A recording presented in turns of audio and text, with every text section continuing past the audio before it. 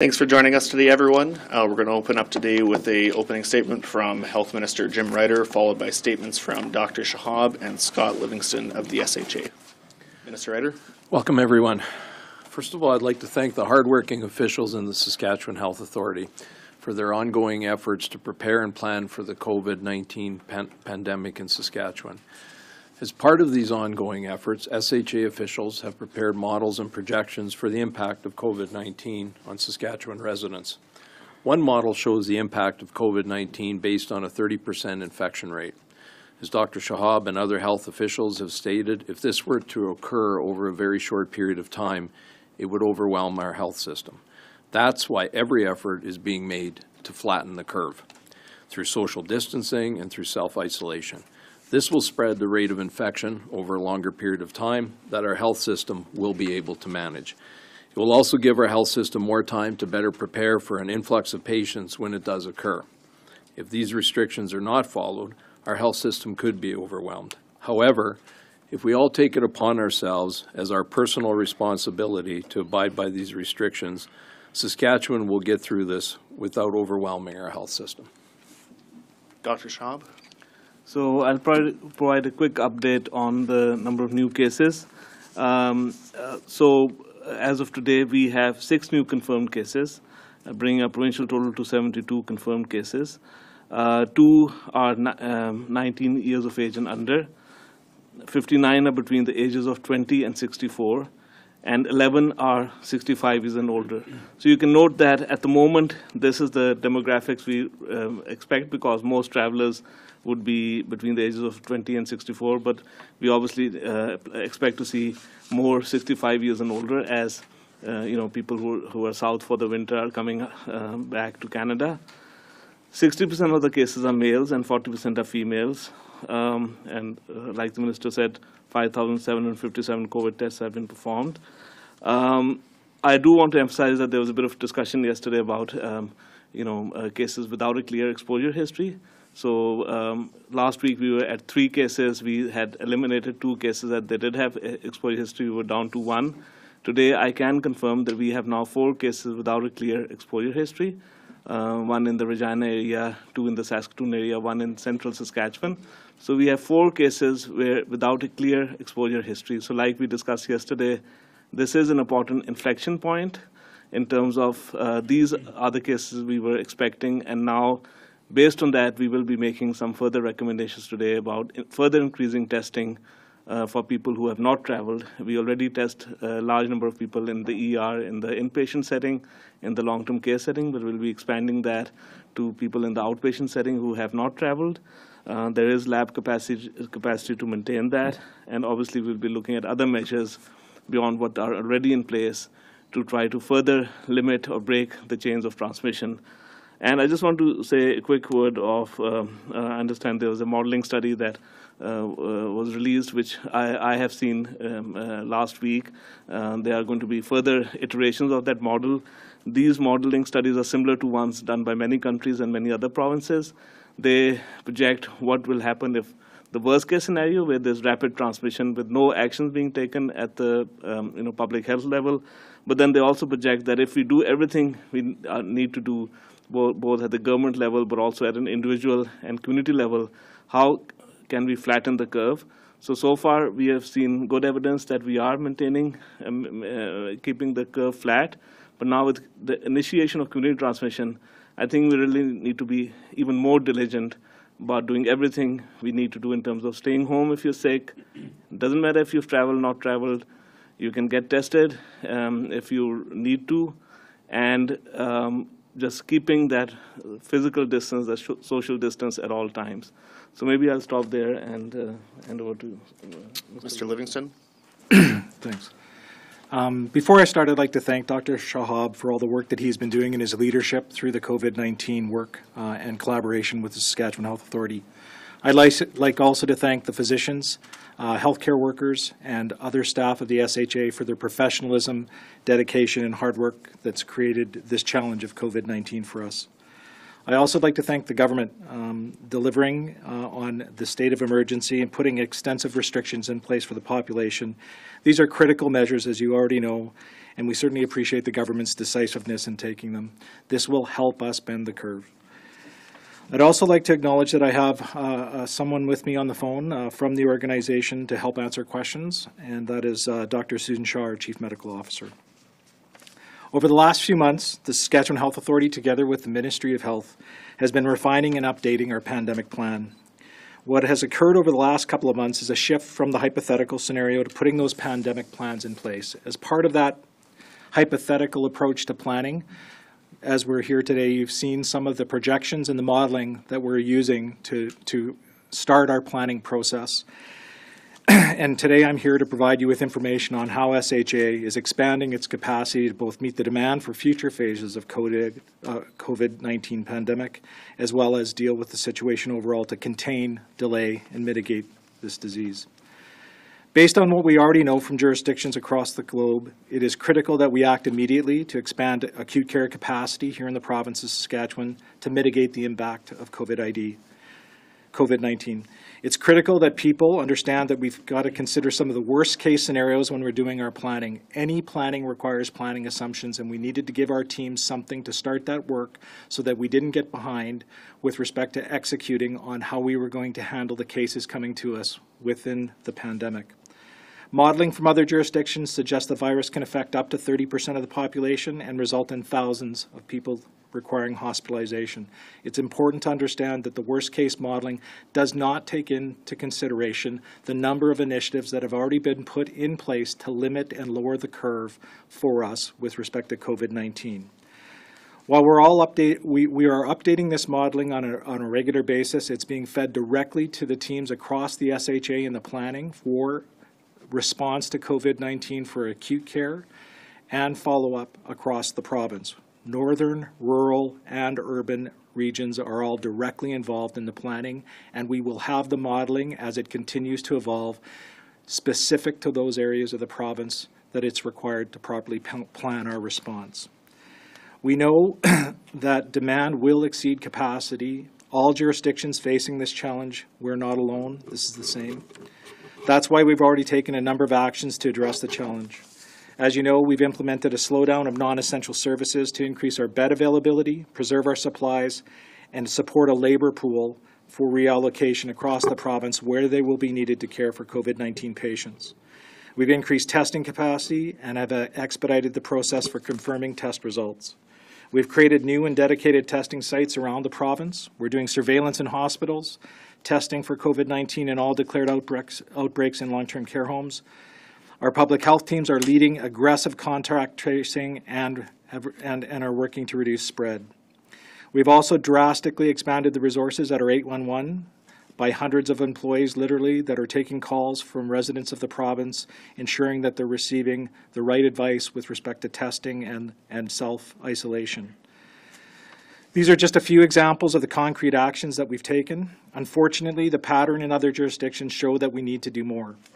That's why we're announcing today the next phases of our COVID-19 response. We're taking action immediately to expand our acute care capacity so that we were prepared for as the situation escalates.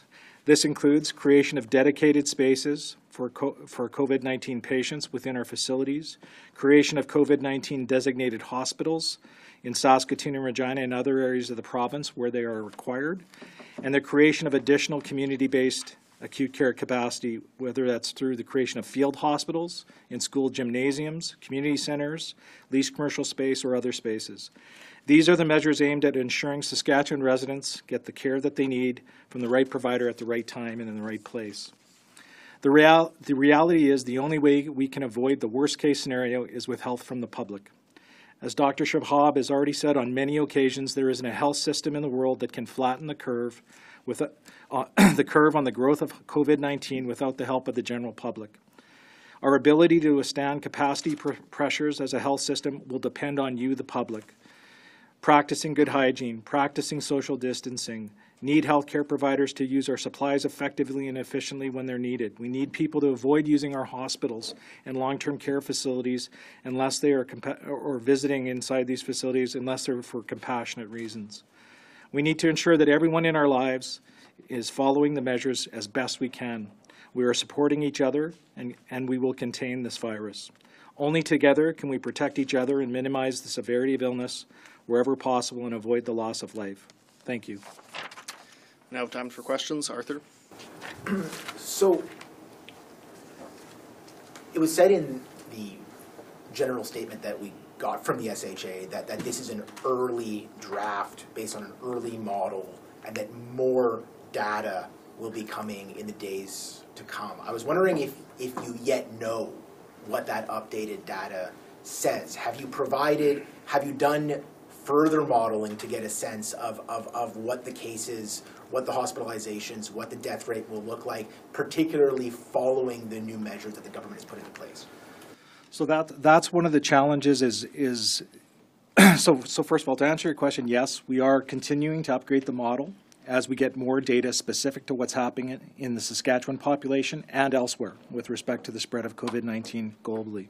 So that model is being updated regularly. We haven't got the next phase of that model in place yet and have provided that to the teams.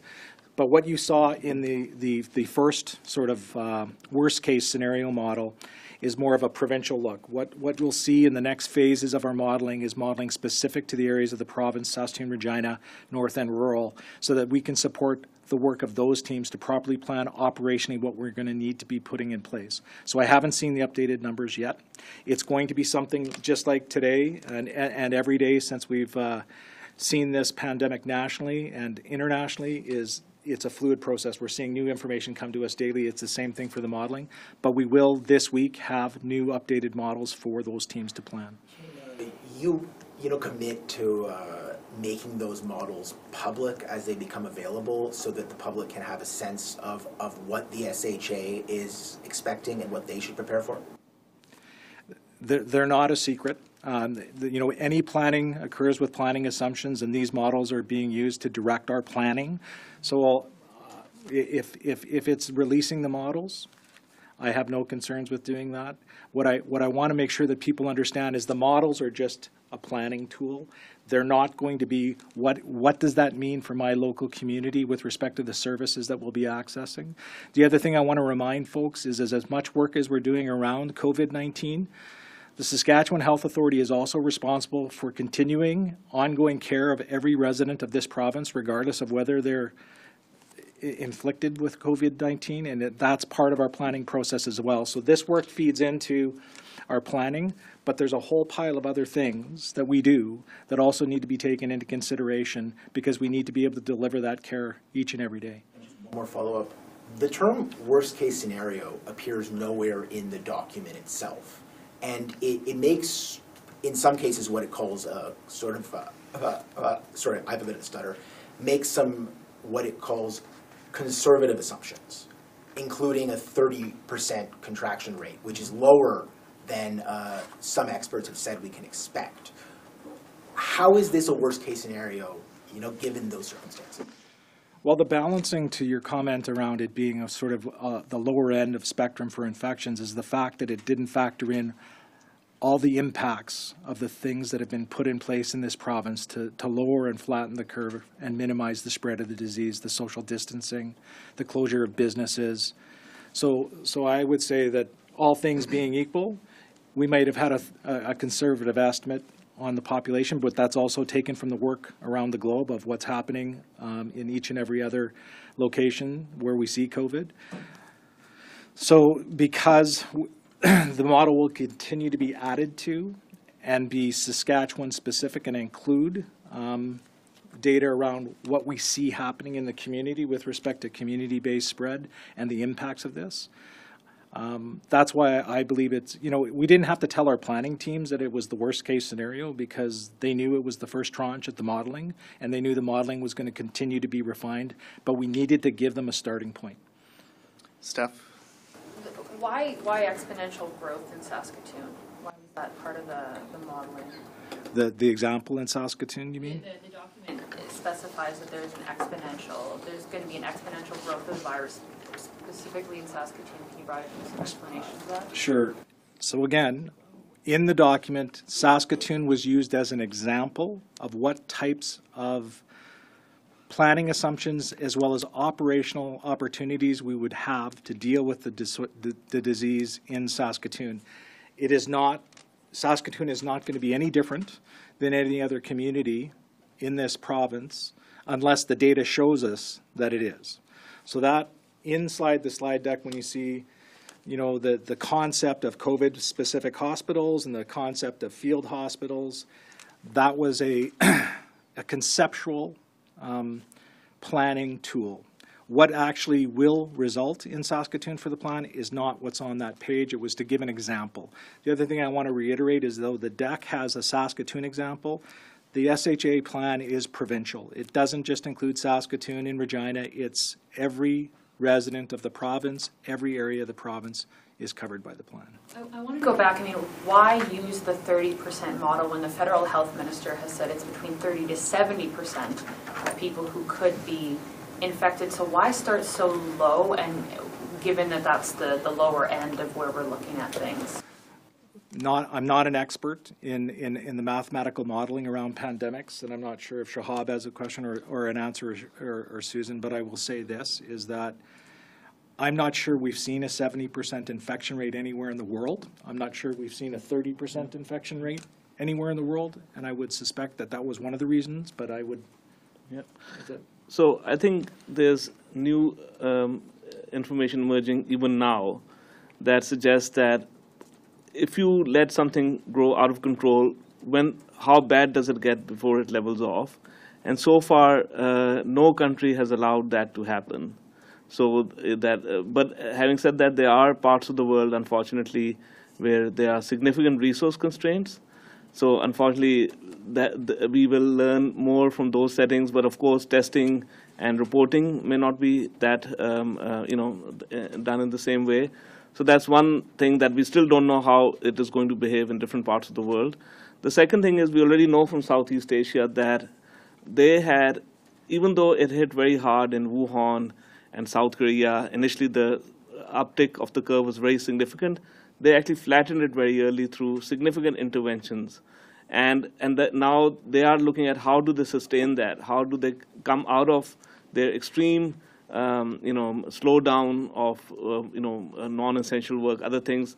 How do they come back to business after 4 to 8 weeks, 12 weeks, slowly, but while maintaining that flatness? And as we know in Hong Kong, they were going back to work, but then because a lot of people from Europe were coming to Hong Kong, they again saw importation of cases, but they're now trying to readjust their plan.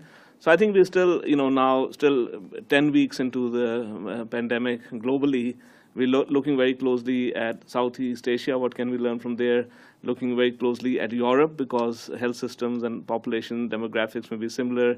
And of course, looking very closely to the US. And finally, further to Scott's comment about, we are looking very closely with the modeling team. What are the intrinsic advantages of Saskatchewan? And that could be that we don't have large urban centers. We don't have the crowding that some large urban centers or cities have. So there may be advantages for us, but we need to maximize those advantages. We can't just take them for granted. We need to maximize them. And what are some of our inherent risks? So we've discussed in the past that rural, isolated, remote communities, they could be cocooned for a long time and not see any cases. But if they see cases, they would have to manage that in a very different way than a larger city. So again, those are all the planning assumptions that are being fed into the model again and again. But the model is a model, and we also actually work very closely with leaders at the community level, because they also then speak to what will work in their setting and what will be challenging, whether it's home isolation for a large number of people, whether it's social distancing, whether it's access to essential services. So I think those are discussions that are beyond the model. The model informs what actions need to be taken, but they need to be contextually relevant, urban, rural, remote. So that's a lot of the planning that goes around that's informed by the model, but not just predicated on the model. And we have a comment from Dr. Shaw on the line. No, I think Dr. Shahab explained it really well there. Great. Yep. I would just add this, just for some context. Dr. Shahab spoke about China. First of all, the officials doing this modeling, I want them to look at extreme situations. We need to plan for that and prepare for that. But for the context in China, as Dr. Shahab mentioned, there's a population 1.3, 1.4 billion, and deaths were about 3,300. you look at, a worst-case scenario, we're looking at more deaths than that, but I think we need to keep in mind some context on this. And again, it just speaks to how important the social distancing is, the self-isolation is, and all the restrictions we put in place. And we have a question on the line. Operator, could you put through the next question? We have Roberta Bell with Global Regina. Hi, I just had a question regarding the creation of the field hospitals and the units dedicated to COVID-19 patients. You said that that's something you're working on now. Is there a timeline that you can provide us with for when, there might be those facilities opening, or if any of them are ready to do intake at this minute? So the field hospitals don't exist at this point in time, and our focus, as I said before, is increasing capacity inside our existing systems, planning for what we are going to see over the next few weeks, as well as what we're going to see in the future. So we will, over the next couple of weeks, with the work of integrated teams across the province, flesh out these designs and know where we're going if we're going to be lighting up field hospitals. But again, what's important to understand is the first phase of the acute care response, which doesn't mean there's not work going on in all other aspects of the phase, is increasing our capacity inside our existing facilities, ensuring that we're putting patients in cohorts of COVID if we're having those facilities share with other residents that are in there for other reasons that are not infected, so we need to protect them and keep them safe. And the changes that will be required in the healthcare system, which we've already started, essentially, which impact all elective procedures, surgical and otherwise, are being done so not only to protect our capacity that exists today, but also to grow that capacity and be able to have the workforce to care for patients as they start coming in. Is there a follow-up on the line? We'll go to the next question in the room, Murray. I know you've done this before, but it seems particularly pertinent with throwing out hundreds of thousands of infected cases.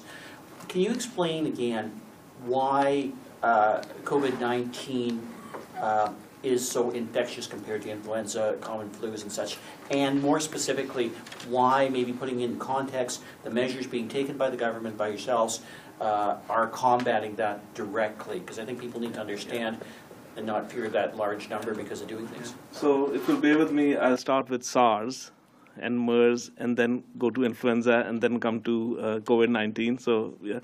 So SARS, 2003, 10% fatality rate. So the fatality rate in the modeling would have been much, much higher than COVID-19. But SARS was less infectious than COVID-19. It was contained. It went around for 12 months. There were 8,000 cases, 800 deaths, 400 some cases in Canada, 40 deaths, but it was contained. It was put back in the box. Success story. 2012, MERS-CoV, even more lethal, 37% fatality rate. The modeling would have been out of the roof, but not very infectious at all, even less than SARS. It keeps spluttering up, transmits to a person who works with, camels, for example, and then transmits maybe to a household member, stops. It's been going around for 9 years, hasn't taken off. Several thousand cases over 9 years, but hasn't taken off. 2009 pandemic. We know influenza is hard to control. If COVID-19 was influenza, we would not be doing everything we're doing today. Influenza is very infectious, and it transmits through schools, to daycares. Mild cases are very infectious. Same principles apply. Touch is the main transmission plus droplet. But influenza, we don't try to do social distancing. As you know, when the pandemic came in 2009, our focus was antivirals, vaccine once available, some limited attempts to social distancing, the same things we do every year. If you're sick, don't go to school. That kind of stuff, but nothing to the scale we're doing with COVID, because we knew that, A, the mortality of influenza is lower. Even the pandemic strain in 2009 was 1 in 1,000, so 0.1%. And we knew that social distancing would not be that successful, and there are antivirals and a vaccine available. So all those reasons, and the pandemic was what it was. It was a bad flu season. So that was 2009. COVID-19 is somewhere in between SARS and influenza. Less infectious than influenza, but harder to control than SARS.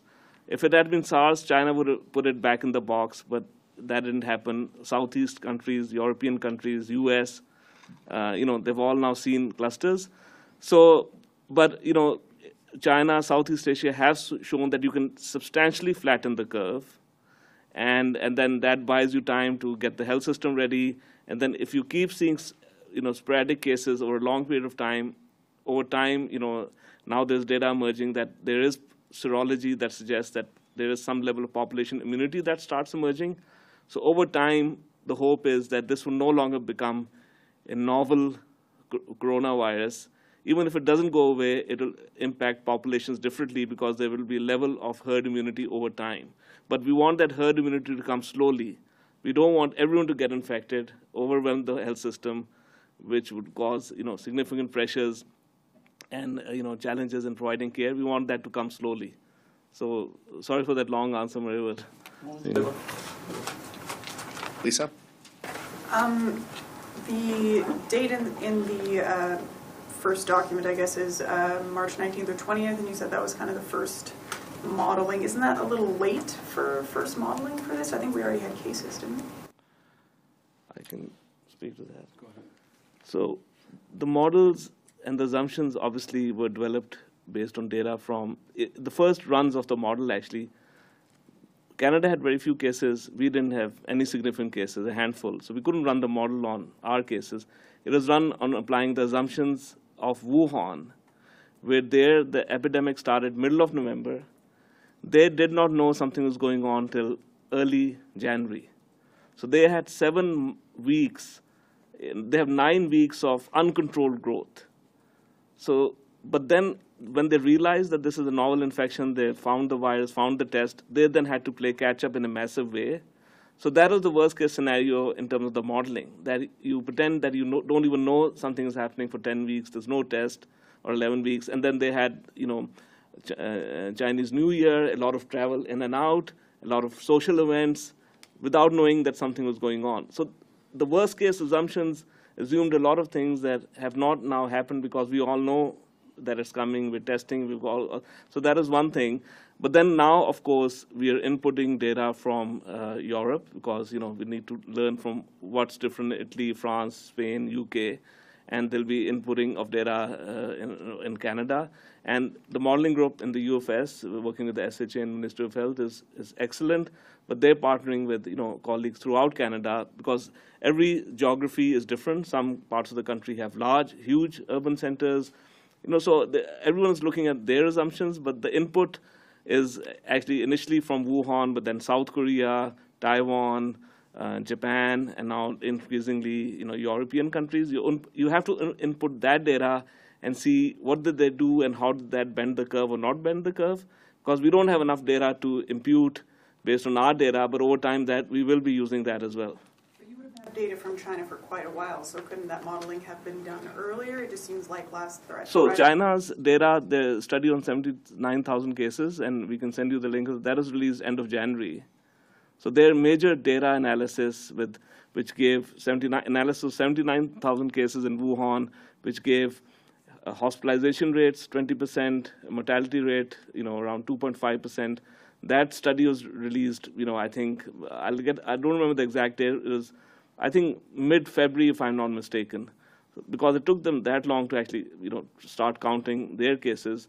So that was the first cut that was put in. But then since that time, South Korea has had good data. South Korea had a very different transmission pattern. Wuhan, 9 weeks of explosive growth before you had a test. South Korea, seeding in large groups, so multiple seeding, rapid spread, but then rapid control. Hong Kong had sporadic seeding. Japan had sporadic seeding, lots of control, but they had the issue with the cruise ship. Lots of cases due to that, which doesn't count as Japanese cases. Italy was a surprise for Italy because they had seeding. They had high levels of community transmission without even realizing it. So it got ahead in Italy. No one's fault. It just happened that way. So, again, different countries had to deal with different starts of the epidemic, and we have to look at what's happening now, especially with our 5 cases with no links. We think with no large events happening, both public and private also it counts. You can't have limits on gatherings in public spaces and have a house party. with limitations, with strong social distancing practices. And again, 20 people here with 2 meter separation, not touching eyes, nose, mouth is safe. 4 people standing together on a street corner, eating from a bag of popcorn and licking their fingers and taking some more popcorn, right now is absolutely not the thing to do. So, we have to change how we interact, and we have to maintain that, and then we have to see how does that impute into the model. So the other thing I would like to add is the model is only one component of the planning, and building acute care capacity, we didn't need the model to do that, and we've done that already by over the last week with the reductions in services. We've already built capacity pending the influx of cases, which hasn't been occurring. So the model is important because it gives the team something to look at, and as it's more refined, as Dr. Shahab has said, it will be much more informative for our response. But where we are now is, with the model at hand, is we will over-respond if we only use the model as it exists without inputting any other components or successes with respect to some of the public-based initiatives that we've done. But that the modeling is one component of the planning, and it's not that planning started last week. As I said before, we've been planning for weeks. I believe we have a question on the phone line, operator. We have Guy Quinville with CBC.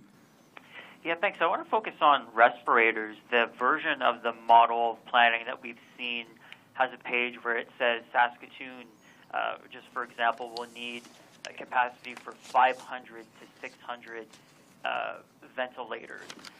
Correct me if I'm wrong, but as of yesterday, the latest number we had is that we currently have 91 respirators for the whole province, but that more are on order. So my question is, that page outlined we need 500 and 600 alone in Saskatoon for the peak of this pandemic. And I know you've already talked about working with other provinces and even the Prime Minister on ensuring you can tap into supply at a time when every other country is in the same lineup as you are. So my question is, what are you doing right now to ensure, what are you continuing to do to ensure that when the peak hits any of our cities, whether it's Saskatoon or one of our smaller communities, that there will be enough ventilators for everybody who needs them? Susan, do you want to take that question?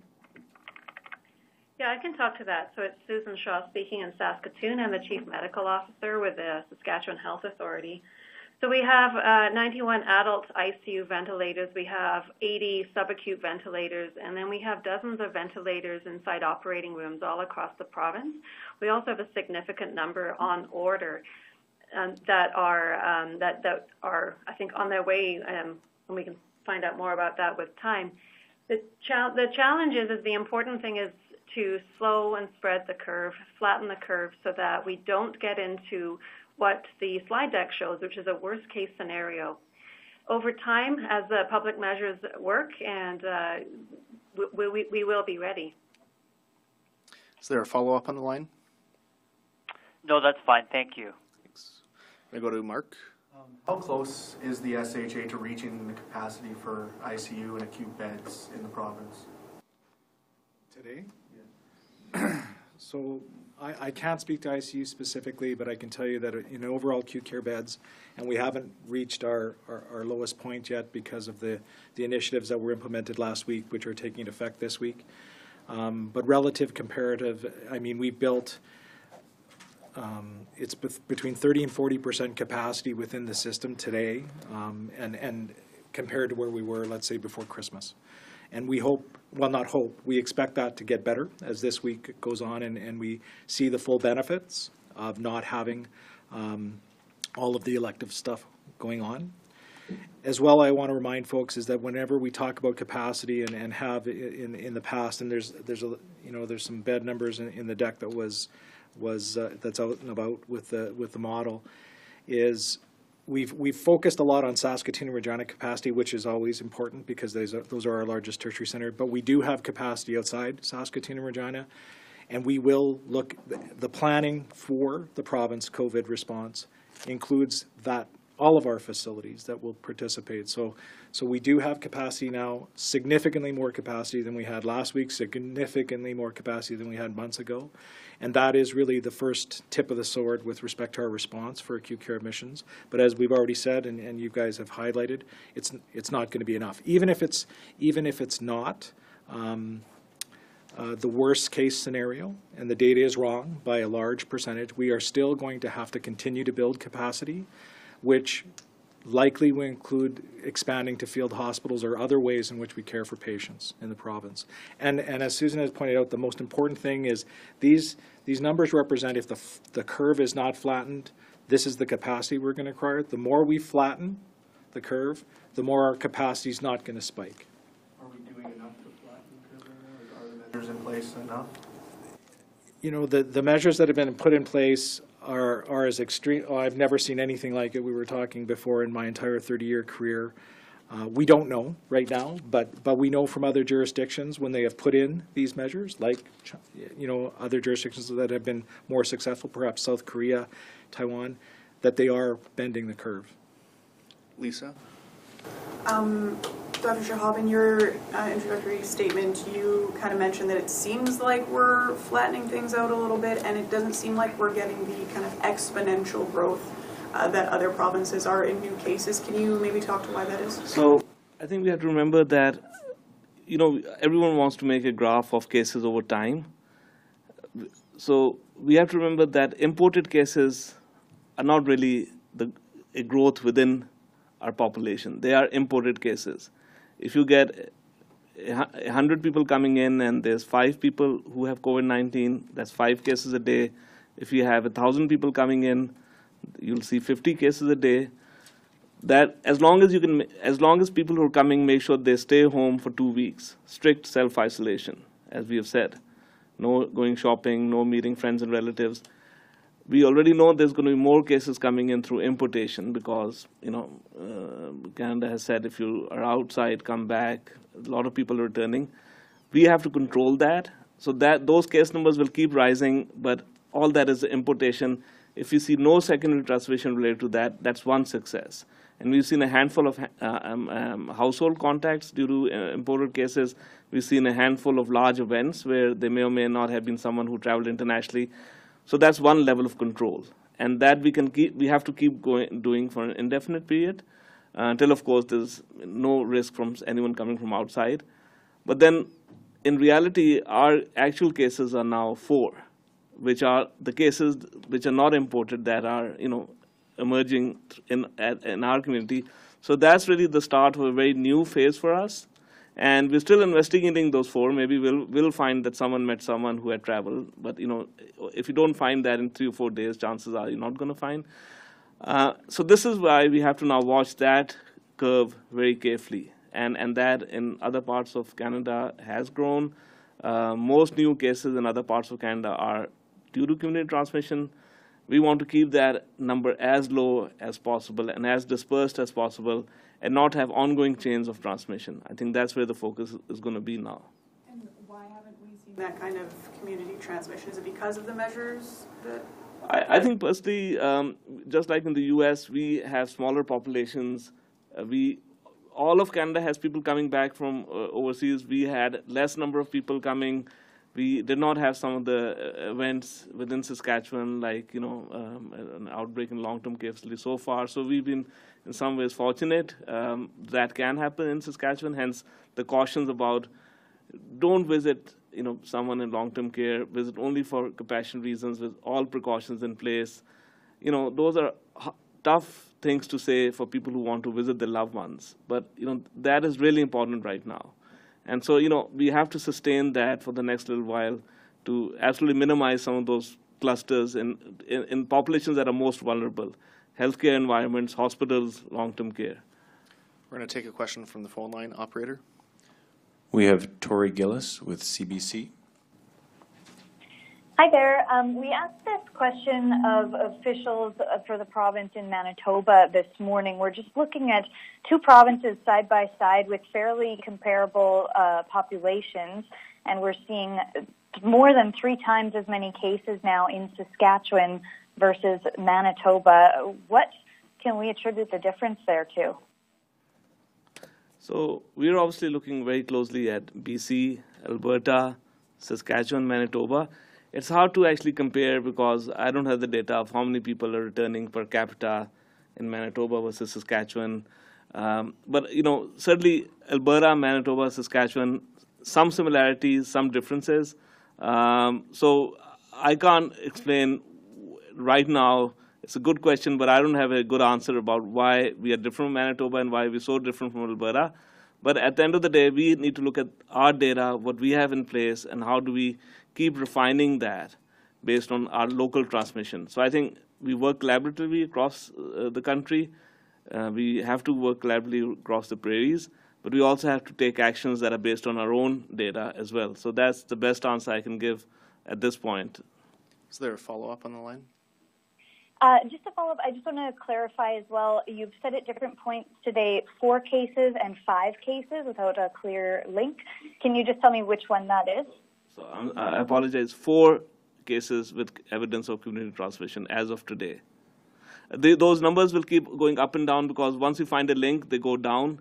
But over time, if we keep finding more new cases without a link, they will go up. Arthur? Just on those 4 cases, could you tell us where they're located, just so that people have a sense of where there is the greatest risk of community transmission? And further, given that one of them dates back to last week, how is it not time to acknowledge that we are almost certainly facing community transmission? So we have to remember that the RO, the one person infects 1 or 2 additional people.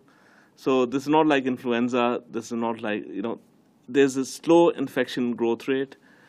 We are looking very closely already in hospital settings, in long-term care settings. We're going to expand the testing in primary care settings. It's hard to predict, even if you're a community transmission, even if you are someone who got exposed to someone who had traveled.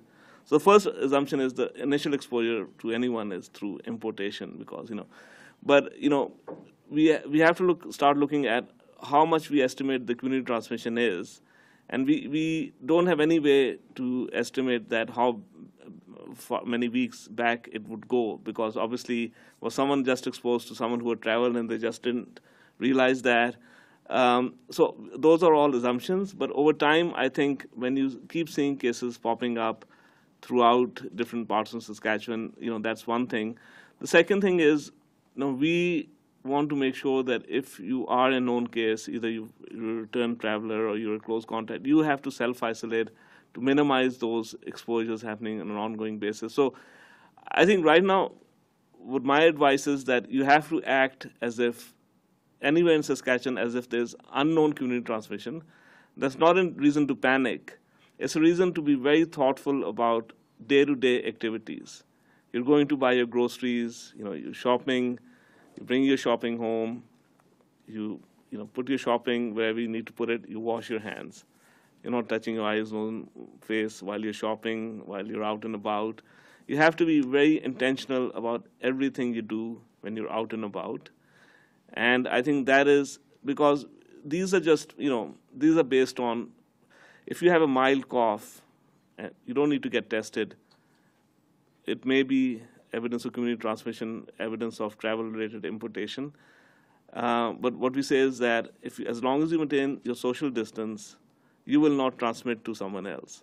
But so I'm not sure that quite answers my question. Just where are they located? And given that it's now been days since you haven't been able to connect one of these cases to a source, why are you not openly declaring that there's community transmission? No, so as of today, there's one case that is ongoing investigation for 10 days in the hope that we would find some connection. So that hasn't happened. That is in Regina. In Saskatoon, we have learned this morning that there's 2 instances where a link has not been found, and then one in central Saskatchewan. But we have to understand that most cases of COVID-19 will go undetected because they are very mild. They are a dry cough for 2 or 3 days, and they don't need to be tested either. What you have to do is practice social distancing all the time. Currently, you want to make sure that you only go to work if it's essential. Avoid crowding. Those steps will, interrupt chains of transmission, like closing restaurants and bars. It's significant, but that is the whole purpose. And so we already went there without actually evidence of community transmission, but all those steps now will bolster our ability to interrupt chains of transmission. But it is as good as all of us. If I develop a dry cough and I come here and then I'm kind of touching all these surfaces and then everyone here is touching the surface and touching the eyes, nose, mouth, that's transmission happening. So we all need to play our role. I shouldn't be here if I have a cough. I should assume I have acquired COVID-19. If I just have a cough, no fever, I'll stay home for 2 weeks or as long as it takes. And that's what all of us have to do. And just one follow-up, because that was really the same question. I know that you said that we're hoping that we can stretch this out so that we don't see the kinds of numbers that were in that planning document all at once. But the document says that even under conservative assumptions, the system will be overwhelmed. And I was wondering if you could explain whether you still feel that way, given the measures that have been taken, and whether you can be confident that everyone who needs a ventilator or needs an ICU bed will be able to get them. Susan, do you want to take that one? Well, we're talking about the theoretical and hypothetical, which makes it very hard. We are planning for all circumstances, and that's why that's one of the models. And the model that was shared today is one that is being used to consider, and it's being refined all the time. We're coordinating our efforts across the entire health authority to make the best use of the resources while ensuring that ongoing care for patients who need it without a COVID-related illness are able to access care. Steph? I would like someone to tell me when we're going to get those 250 ventilators. I understand they've been ordered, but when are we going to get them? I'll give it a whirl. I would say every jurisdiction on the planet right now is trying to get ventilators. So, we're dealing with supplies with our normal suppliers. We're dealing with them with the federal government because they're trying to coordinate and do bulk purchasing. I'm optimistic we're going to get some. I don't know if it'll be full orders. And again, it's virtually impossible. I don't want to diminish the situation. Ventilators are a very big concern right now. So just to be clear, you don't have any date or even a confirmation we're going to get all those 250 ventilators? I don't know the exact status of confirmation, but certainly we can look at that. But I think it's fair to say, I'll just give you an example. We're having pretty regular FPT calls right now with the federal health minister. That exact issue has been brought up many times by many of the ministers across the country. It's a concern everywhere. Minister, when did you brief on this document, or when did you first see it? I don't know if I saw this specific one or not. Last week I'd gotten a number of, some short and one lengthy briefing on a number of different models. So I don't know that I saw this exact one, but I've seen versions of different models. We're going to go to a question on the line here, operator. We have Laura Woodward with CTV. Hey there. I'm just wondering about testing capacity. Dr. Shahab mentioned earlier that he wanted to expand testing. What does that mean for people in Saskatchewan? So that's a really great question, and we already know that BC and Alberta have changed their testing capacity. We are not there yet. At this point, our focus was till today, all returning travelers, stay at home. If you get fever or cough, talk to Helpline. If your symptoms are mild, you may be asked to just stay at home till your symptoms improve. If they are significant, you will be tested. Plus, of course, we were testing everyone in hospital with a severe respiratory illness where another cause was not found. And I have talked to clinicians who have actually tested hundreds of people, no positive in the hospital setting, and these are people who have not traveled anywhere. So that's been the check on community transmission so far. Hundreds of tests happen in the inpatient setting. Long-term care outbreaks are screened for COVID-19, and then very importantly, healthcare workers need to have access to tests, because if you're a healthcare worker and you develop a viral respiratory illness, before COVID-19, you would sit it out till your fever is gone, then go back to work. Now you are screened. If the test is negative, you still sit it out till your fever is gone, and then you go back to work. But if your test is positive, then you have to sit it out for another 10 days till your symptoms are gone and your test is negative, or otherwise you're considered able to go to work. So it's really important that that testing is conserved for healthcare workers, because we want to make sure that healthcare workers are working if they're not sick, but not working if they have even mild symptoms.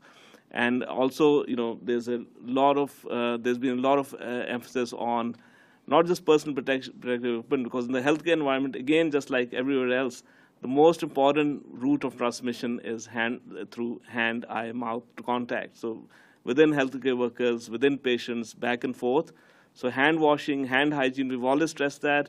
And when we had issues with antibiotic-resistant organisms, with influenza, COVID-19, the principles are exactly the same, but just that has to happen every time between every patient contact, plus, of course, appropriate mask use where required. So I think, but the testing capacity currently is meeting all these needs. Obviously, it will expand now to testing anyone in the community setting where appropriate symptoms are present and worsening, not just cough. Cough, you stay at home. Most people are staying at home anyways now. But if you get a fever, you have underlying risk factors, you need to be seen anyway in primary care for worsening chronic lung disease, heart disease. You may be offered a COVID-19 test, and there'll be another check. We expect most of those tests to continue to be negative, just like all in the ER inpatient setting have been negative. But all those steps are there to watch very closely to see if you see an uptick. Is there a follow-up on the line? Yeah, there is a follow-up. I know you mentioned this a couple times, but I'm wondering, those 4 cases that you mentioned, are you saying there's no link to travel, or are you saying that they are for sure community transmitted? So public health goes back again and again when there's a new case diagnosed and says, did you travel? No. Okay. Did you go to a large event? No. Did you have a close contact, went to someone's house who had recently come back in the last 2 weeks? No. So the answers, and then they go back again and again. Same questions. Have you thought of something? And if the answer keeps coming back, no, then you have to admit that, yes, this was an unknown exposure to someone who had traveled, maybe wasn't self-isolating, who knows. And that's, again, the point that at some point, we have to make sure that people who have traveled are self-isolating, people who have fever and cough, irrespective of being tested or not, are at home. And that is what will break the chain of transmission. But that is how we determined that this was most likely community transmission. We have time for one last question. Murray? Is there a better way for us to be reporting this in terms of ratios of cases? Because if I report there's 6 today and 14 yesterday, 10 a day, doesn't really mean much, particularly in the context of the modeling. Is there a ratio in terms of how many people may realistically be affected? I realize how difficult that is because you have people coming in, you're starting to perhaps see community transfers, and certainly it's incredibly difficult because of all the moving parts. Yeah. But is there a better way for us to explain how these numbers today relate to the overall document where we're talking about the potential for 300,000 or whatever else it could possibly be eventually affected? I'll take these comments back and we'll try to display our data that explains if and when the trend is changing in terms of more of our cases now due to community transmission, in which age group demographic are they, what is our best guess of what the exposure could be. Because again, if you have lots of interactions with lots of people, your exposure is higher than if you have very little interaction with anyone. So you will try to tabulate that. We already are trying to get data on cases by age range. We already have said that till today, the vast majority of cases were either in people who had traveled or their household contacts, or in people who had gone to 2 events where there was a case. That large conference in Western Canada, where we had 3 cases in Saskatchewan, and an event in Alberta where we had 11 cases. So those were all the cases were explained, and now we have 4 cases where we don't have a significant link. But you're right. We'll try to have a table that gives this, but it is a changing. As new cases, it won't add up to all the new total cases. It'll add up to the cases where the investigation has been completed. So. Thanks very much, everyone. That's all the time we have for today. I have an important clarification. Okay. What do you mean when you say demand will exceed capacity? Are you saying that we're not going to have enough beds in the ICU and ventilators? Like, what do you actually mean when you say demand's going to exceed capacity? Susan, do you want me to take that, or do you want to take it? So I couldn't hear the question. The line's terrible. I'm sorry, I just want to make sure. Oh, God. I just because it's been said a lot today and people are watching, what do you mean when you say demand is going to exceed capacity when it comes to responding to COVID-19? Well, it means that the worst case scenario, if the public measures aren't followed and aren't as effective as we believe they could and should be, the transmission would result in cases that exceed the current capacity within the system, which means that we need to prepare and plan for that.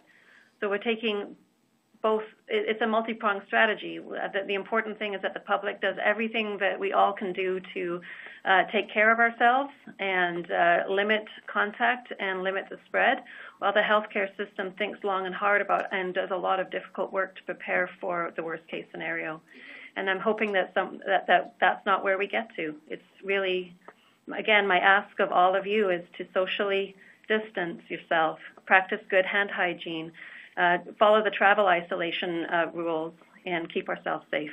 It seems that everyone is saying we hope it doesn't get there, but there's an inevitability that no matter what happens, demand is going to exceed capacity. So to Arthur's question, can you commit that people who need ventilators and ICU beds who are sick with COVID-19, can you commit that they will have those?